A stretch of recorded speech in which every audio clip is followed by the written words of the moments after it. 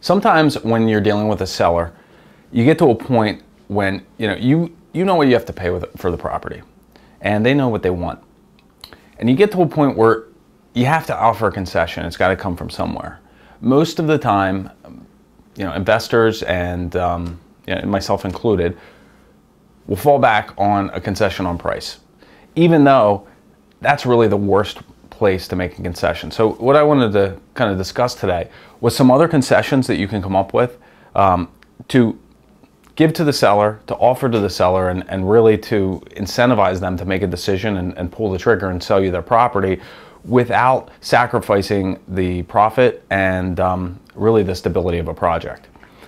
So most of the time when you're negotiating, they start high, you start low, and you settle somewhere in between.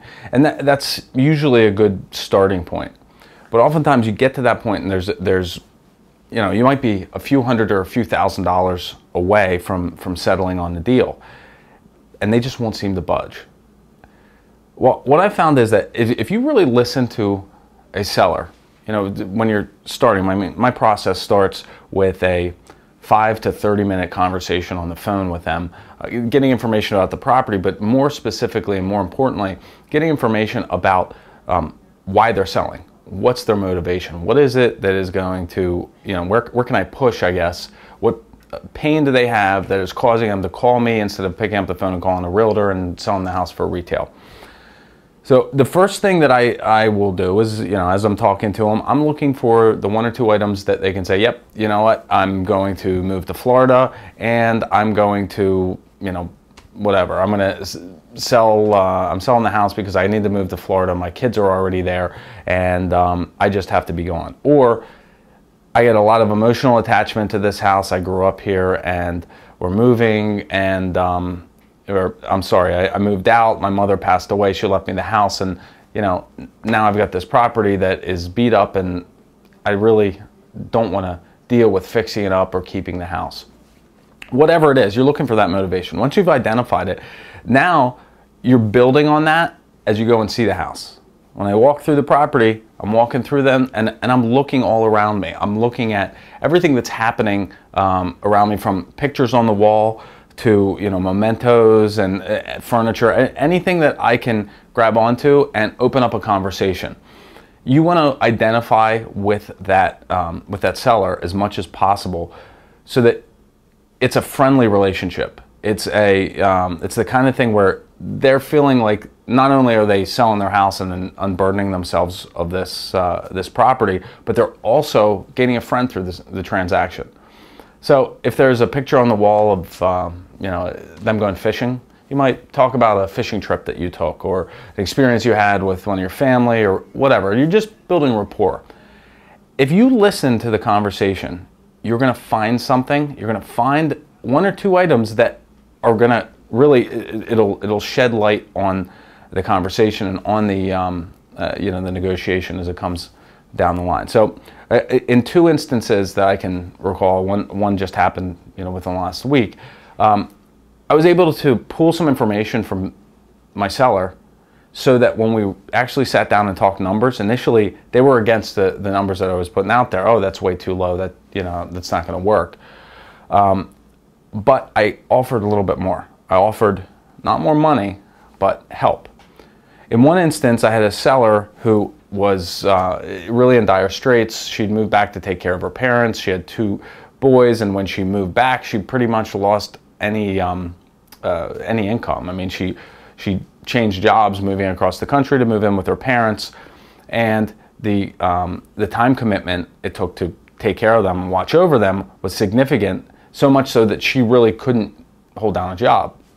So when they passed away, she inherits this property, but she's got no way to upkeep it, and there's a small mortgage on it, and even a small mortgage is going to put her under.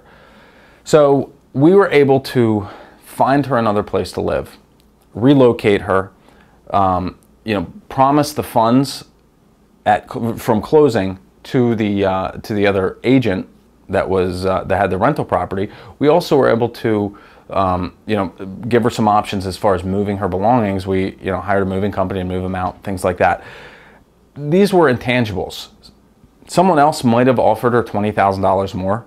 than I did, because I know she had an offer $20,000 more, but they couldn't deliver what I was able to offer.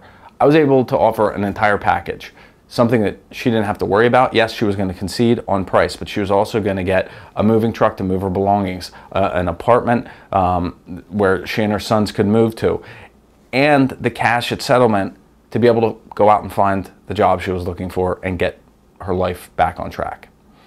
So that's one instance. You want to hear what the seller's not telling you. You know, had another instance that we just had a closing last week on. This was a great property. It was over improved. It was really nice property, but we, you know, because of the area, it's a rental property. It's a cash flow investment. If I'm going to make an offer on a cash flow investment, it's got a cash flow. So I made the offer I did. It was $20,000 less than his asking price. I mean, it was only a $50,000 property. So my offer is $30,000. He had another offer from an investor for 40 grand. But what I was able to offer that the other investor wasn't is a 7-day closing. 7 days, you know, I'm trading him time to get what he needs. I found out that this was the key point by talking to him about why is he selling the property. He had a tenant in the house. It was paying over market rent, good tenant, no problems. Turns out that he was relocating to Arizona, halfway across the country. And even more pressing, his family was already there. His wife and kids had already moved, and he had to get rid of this property before he could leave. Well, there you go. There's the push point. If he's got to hang out and be away from his family for another 3, 4, 6 weeks to wait for this other guy to close, it's a little bit more advantageous, you know, for him to take $10,000 less, call it a day, move, and get on with his life. So in both of these instances, I was able to identify the real need beyond the price point that they were looking to sell, and trade that to get the house at the numbers that I needed.